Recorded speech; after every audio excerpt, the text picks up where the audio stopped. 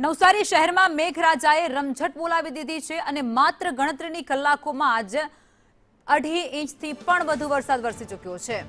ભારે વરસાદને કારણે શહેરના અનેક નીચાણવાળા એવા વિસ્તારો છે જ્યાં વરસાદી પાણી ભરાઈ ગયા છે અને જેને કારણે જળબંબાકારની સ્થિતિ સર્જાઈ ચૂકી હતી।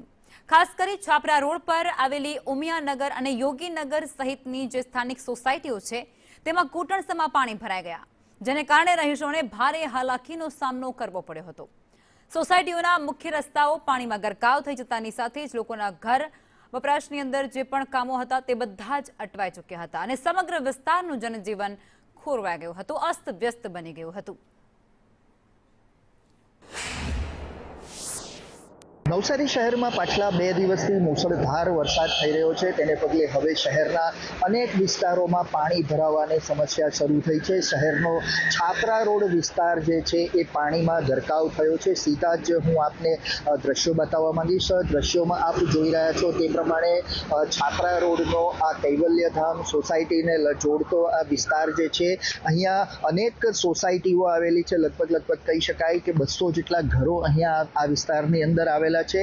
તે તમામ વિસ્તાર જે છે એ પાણીમાં ગરકાવ થયો છે। લોકોને આ જ ભરાયેલા પાણી વચ્ચેથી અવરજવર કરવાની અને હાલાકી વેઠવાનો વારો આવ્યો છે। દ્રશ્યોમાં આપ જોઈ રહ્યા છો તે પ્રમાણે આ વિસ્તારની અંદર ઘૂંટણસમાં પાણી ભરાયા છે અને લોકો જે છે એ ભારે હાલાકી વેઠવા માટે મજબૂર બન્યા છે।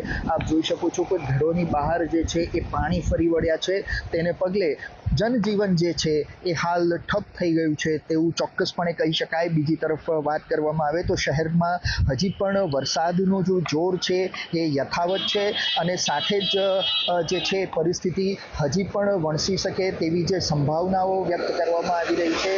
રેડ એલર્ટ નવસારી જિલ્લામાં આજે જાહેર કરવામાં આવ્યું છે, તેને પગલે નવસારી જિલ્લા વહીવટી તંત્ર પણ હવે સાબદું બન્યું છે। રાજન રાજપૂત, સંદેશ ન્યૂઝ, નવસારી।